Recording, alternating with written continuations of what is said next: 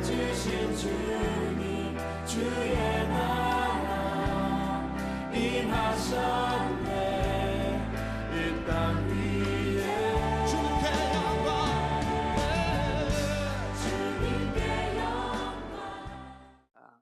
하나님께서는 교회를 세우시고 부름받은 성도를 통하여 하나님 나라를 이루어 가십니다.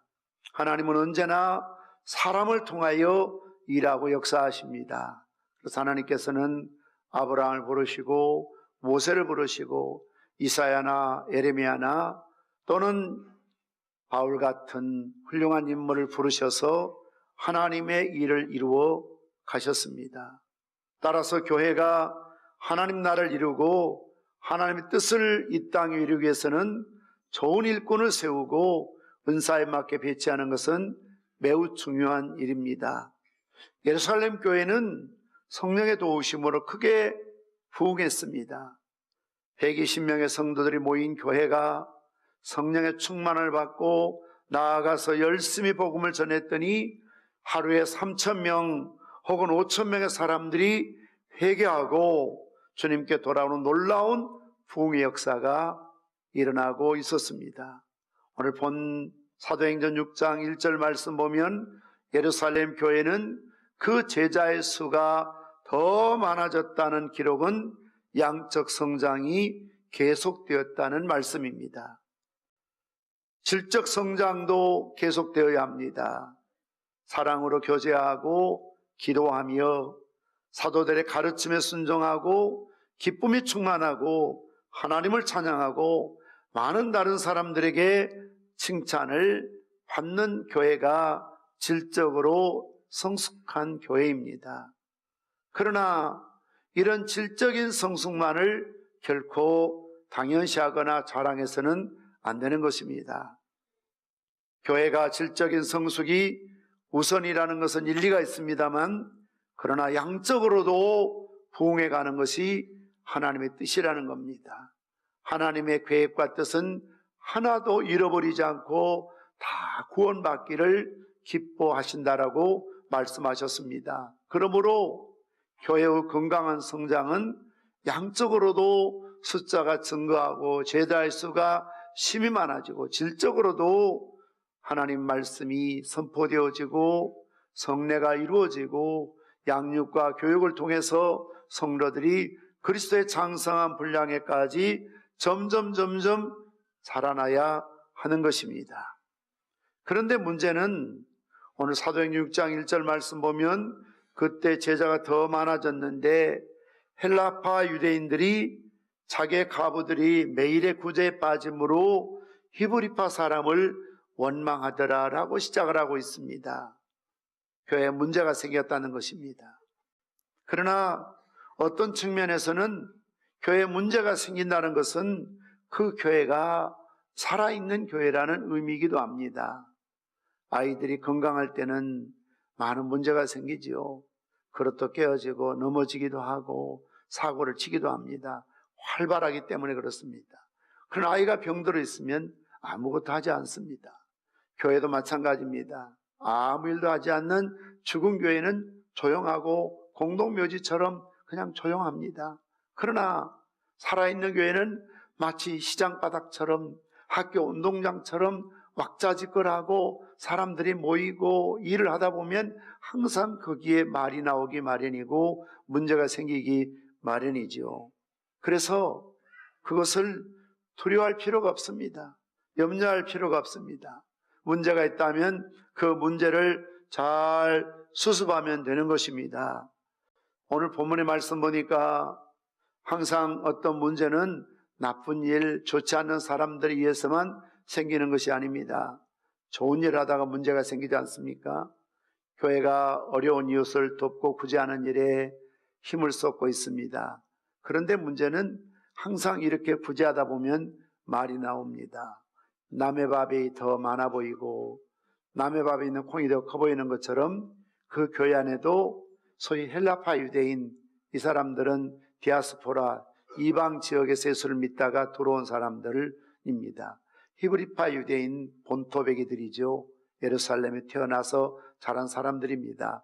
그런데 이들이 교회 안에서 구성원을 이루고 있는데 가만히 보니 이 외부에서 소위 나그네 생활하다가 들어온 사람들이 보니까 히브리파 본토인들이, 원주민들이 뭘 가져가면 더 많이 가져가고 더 많이 챙기고 더 대접을 잘 받고 특히 접대받고 구제하는 일에 히브리파들이 너무 선도적으로 많이 하는 것 같다는 그런 생각이 들어서 원망이 나온다는 것입니다.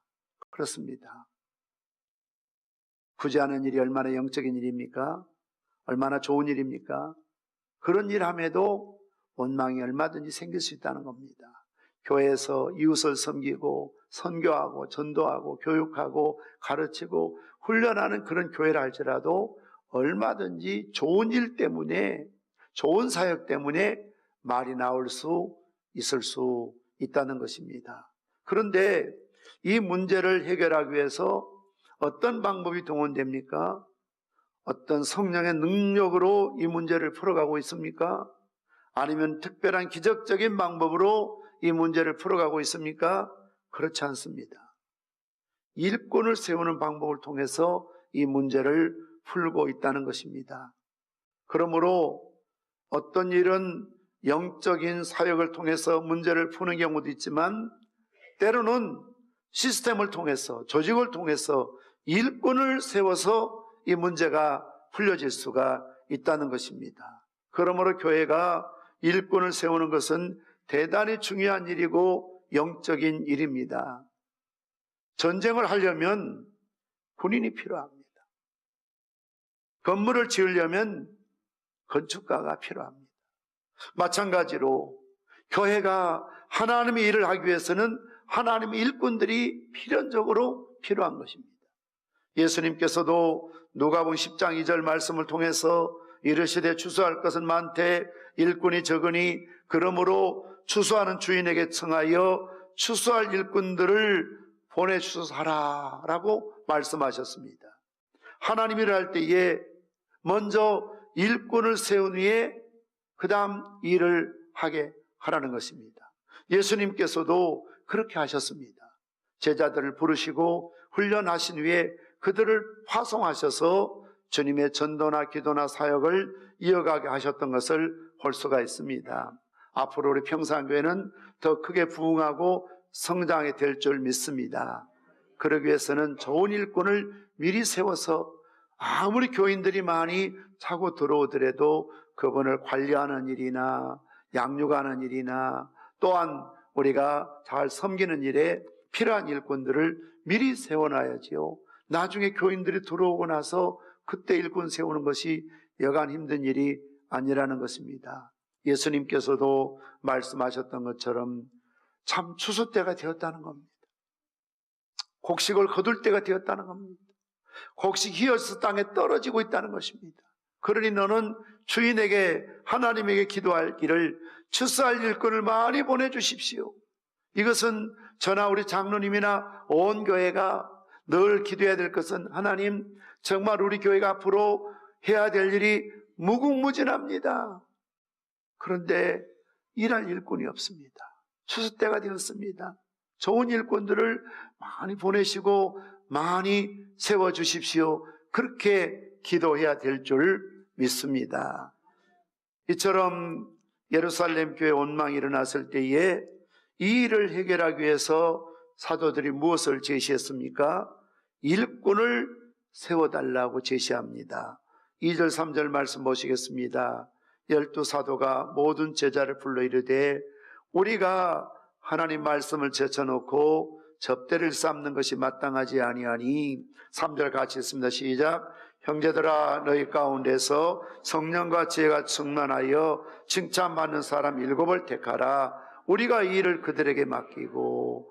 그래서 모든 제자들을 모아놓고 오늘 12사도가 요구하는 것은 일할 일꾼을 선택하자. 이렇게 제안하고 있다는 것입니다. 일꾼을 선택할 두 가지의 목적이 있습니다. 첫째는 사도들이 사도의 직무를 다하기 위해서 일꾼이 필요하다는 것입니다. 사도들의 직무는 무엇입니까? 말씀 전하는 것과 기도하는 것이 가장 우선적인 일이었던 것이지요. 그러나 교인들이 늘어나면서 일이 많아지면서 특별히 많은 사람을 구제해야 될 이런 어떤 현실적인 문제 앞에서 사도들이 거기에 시간과 마음을, 에너지를 뺏기다 보니까 정말 본분인 말씀을 읽고 준비하고 기도하고 설교하고 전해야 될, 가르쳐야 될 사도들이 너무 분주하고 바쁘다 보니까 우선순위가 뒤바뀌어 있는 것입니다. 말씀 전하고 기도하는 것이 우선이라 해야 되는데 이것이 자꾸 뒤로 밀리고 봉사하고 구제하고 이런 일들을 더 우선하게 되었다는 것이죠. 그래서 12사도는 예수님께서 직접 세우셨고 그 직접 세우신 사도들을 돕는 일꾼으로 다른 사역자를 세울 필요가 있었다는 것입니다.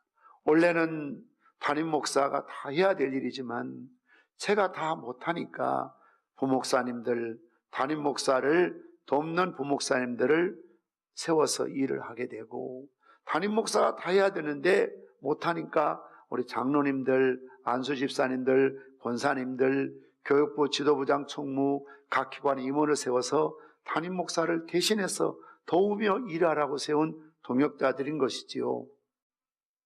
사도들을 돕기 위해서 7명의 집사가 필요했다는 것입니다.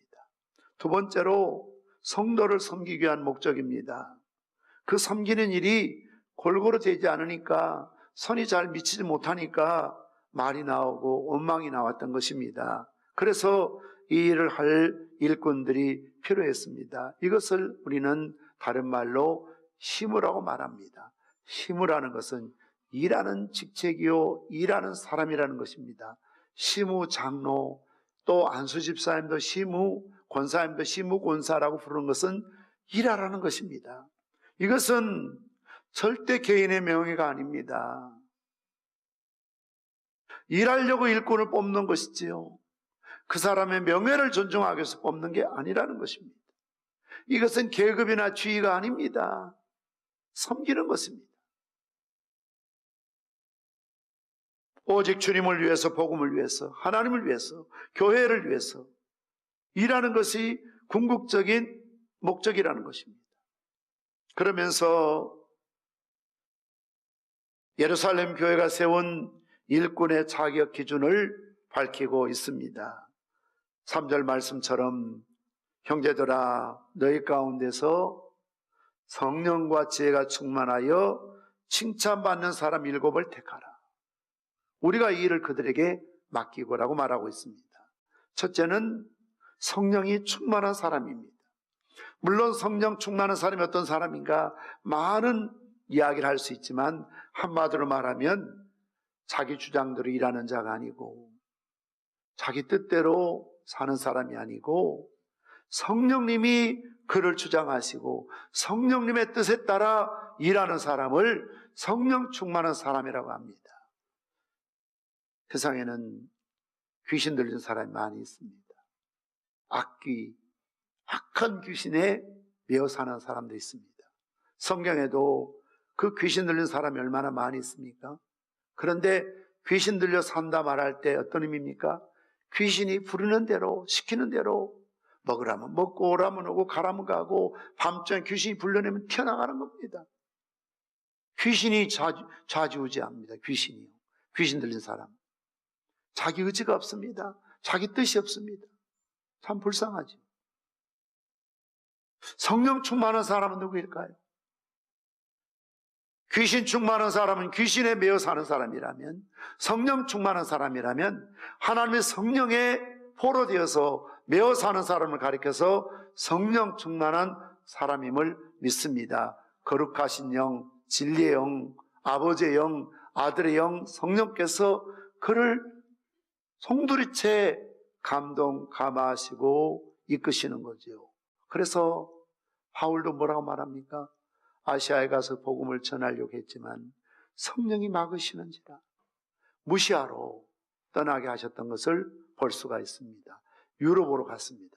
성령이 시키는 대로 움직였던 것을 볼 수가 있습니다. 항상 주께서 그의 곁에 계셔서 그에게 지시하셨습니다. 무슨 말을 할지, 어떻게 결정할지 늘 하나님 의존, 성령 의존적인 삶을 살았지요. 이것을 가리켜 성령 충만한 사람이라고 말합니다. 두 번째는 지혜가 충만한 사람입니다. 참 지혜가 필요합니다. 그래야만 무엇이 옳고 무엇이 그르고 무엇을 먼저 해야 되고 무엇을 나중에 해야 되고 어떤 일을 위해서 일해야 될지 분별력을 갖게 되거든요. 이게 바로 지혜로운 사람입니다. 솔로몬처럼 하나님의 뜻을 분별할 수 있도록 지혜를 주십시오. 재판을 잘할 수 있도록 지혜를 주십시오. 왕으로서 국정을 잘 이끌 수 있도록 지혜를 주십시오. 그렇게 기도했습니다. 왜 대통령이 모든 사람들이 경영인들이 실패합니까? 지혜가 없어서 그렇습니다. 지혜가 있다면 그렇게 말하면 안 되고 지혜가 있다면 그렇게 저시하면 안 되는 것이지요. 교회도 마찬가지입니다. 그래서 지혜가 충만한 사람을 세우라고 말했습니다. 세 번째는 믿음이 충만한 사람이라고 말하고 있습니다. 5절 말씀 보면 온 무리가 이 말을 기뻐하며 믿음과 성령이 충만한 사람이라고 말하고 있습니다.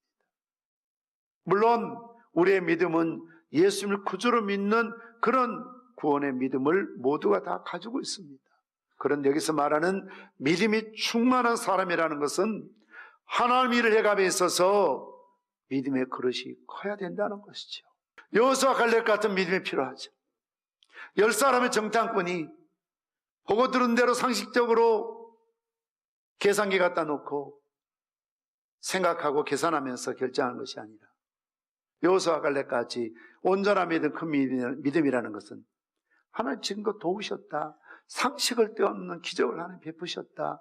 하나님이 또 도와주실 것이다. 이게 큰 믿음인 것이죠. 할 수 있거든요. 무슨 말이냐? 믿는 자에게 능치 못할 일 없느니라. 내 믿음대로 될지어다. 여러분의 가게나 여러분의 사업이나 여러분의 일상의 일은 참 앞뒤를 생각할 수 있고 계산하고 모험해서는 안 될 일이 들어있지요. 그러나 하나님의 교회 일은 믿음으로 하는 것입니다.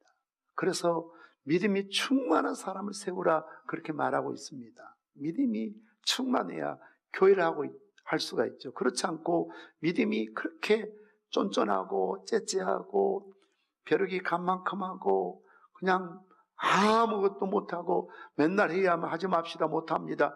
제발 그러면 때가 아니라는 말 좀 그만 좀 하라고요. 때가 아닙니다. 하긴 하겠다는 지금은 아니라는 거예요. 언제요? 죽고 나서요? 그러다 보면 세월이 가버리고 기회를 놓쳐버리고 아무것도 못하고 미루다 평생을 살고 아무것도 못 이루는 것이죠. 참 죄송한 이야기지만 우리가 여기까지 올 때까지 단 한 번도 때가 좋아서 해본 일은 없습니다. 참 때가 안 좋았습니다. 안 좋아도 너무너무 안 좋았습니다. 그래도 믿음 하나 가지고 밀어붙이고 여기까지 왔습니다. 여기 우리가 안 좋아할 수가 없습니다. 우리 평상교회는 더 큰 일, 더 많은 일을 해야 될 줄 믿습니다. 할렐루야. 왠지 목소리가 좀 줄어듭니다. 더 크고 위대한 일을 해야 될 일이 너무 많거든요. 정말입니다. 그래서 일꾼이 필요하고 사람이 필요한 것입니다. 네 번째 기준은 뭡니까?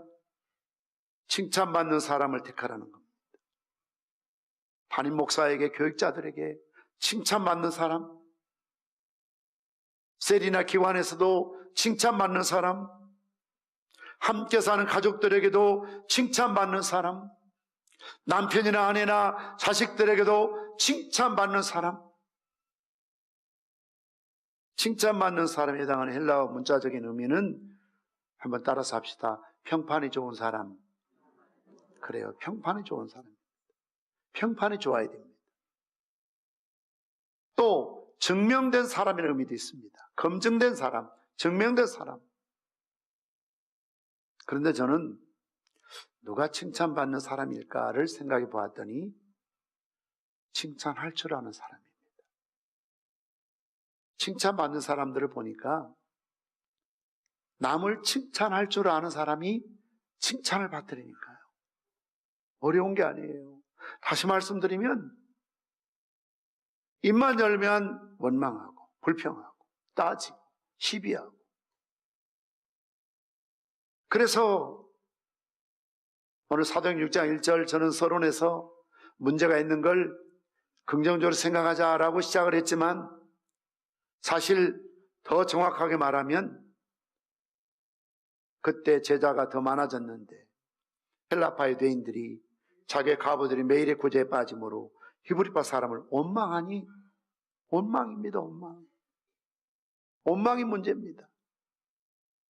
어디를 가나 사람 모이는 곳에는 다 원망하는 게 몸에 배인 사람이 있거든요. 라이프 스타일이 그냥 생긴 스타일이 꽈배기 공장처럼 입만 열면 꽈배기처럼 TV 까고 TV 쪼고 죄송합니다.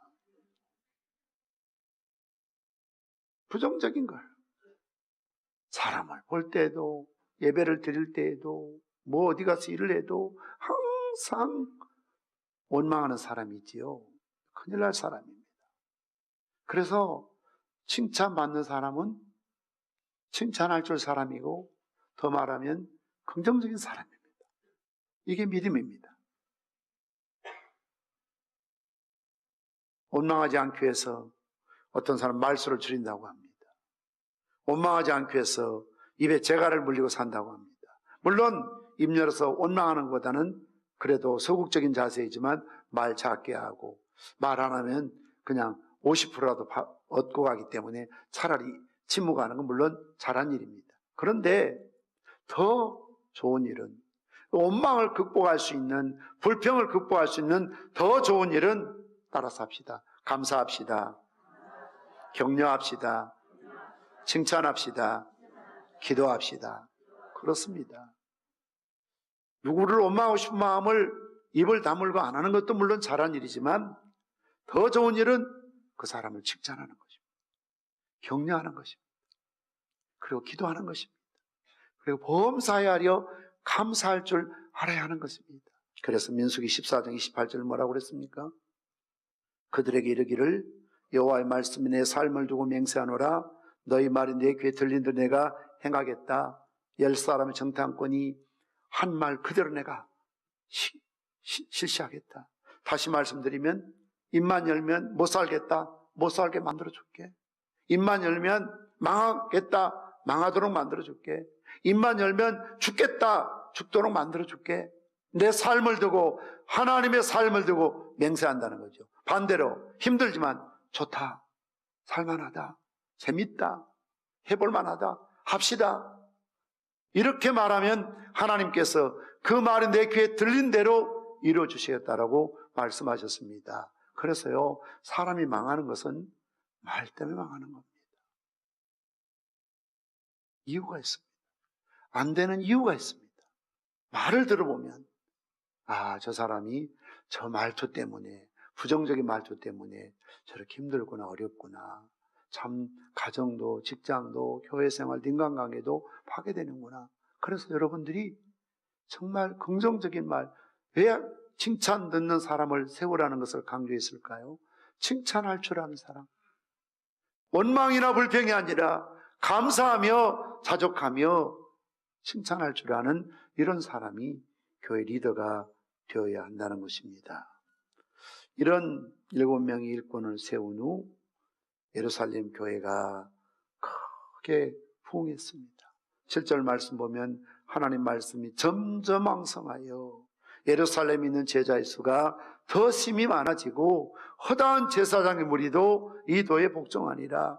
사랑하는 성도 여러분, 교회가 점점 왕성하게 부흥하는 교회는 원망과 시비가 없는 교회입니다. 점점 왕성하게 부흥하는 교회는 사역의 우선순위가 분명한 교회입니다. 점점 왕성하게 부흥하는 교회는 좋은 일꾼들을 세워서 그 일꾼들이 원망하지 않고 불평하지 않고 맡은 바 소임을 성실하게 요소요소에서 잘 감당할 때 교회가 부흥하며 성장할 줄 믿습니다. 우리 교회가 열악한 환경과 조건 속에서 참 크게 부흥한 것이 하나님의 은혜인 까닭이지요. 그럼에도 불구하고 돌이켜보았을 때 하나님께서 이미 좋은 일꾼들을 많이 세우셔서 교회를 위해서 참 충성을 다하게 하셨구나. 그분들이 계셨기 때문에 우리 교회가 지금까지 성장할 수 있었다라는 것을 부정할 수 없고요. 정말 감사할 일이고요. 그러나 우리가 여기에 만족하고 자족하지 않고 더 큰 일들을 준비하고 이루어가기 위해서는 또 더 많은 일꾼이 필요합니다. 우리 교회가 좋은 일꾼을 세워서 임직함으로 내년에 30주년을 기념하여 세워진 일꾼들이 기존의 일꾼들과 하나 되고 힘을 합쳐서 더 성장하고 부흥해서 하나님 말씀이 점점 왕성하여 예루살렘에 있는 제자의 수가 더 많아졌던 것처럼 우리 평산교회에 있는 제자의 수가 더 많아지고 허다한 제사장의 무리들이 복종하니라. 이 제사장들이 어떤 제사장이었습니까? 예수님 십자가에 못 박으라고 앞장섰던 사람들이었습니다. 기독교를 핍박했던 사람들입니다. 오늘도 안티 기독교 세력들이 얼마나 많이 있습니까? 교회를 향해 손가락질하고 욕하는 사람들이 우리 주변에도 얼마나 많이 있습니까? 그러나 좋은 일꾼들을 세우고 나니 그들이 다 회개하고 주님 품으로 돌아와서 복음의 도에 복종하며 성도로서의 삶을 이루어갔던 것을 보게 됩니다. 이런 부흥하는 교회 이루기 위해서 우리 교회에서 좋은 일꾼을 세워나가야 될 줄 믿습니다.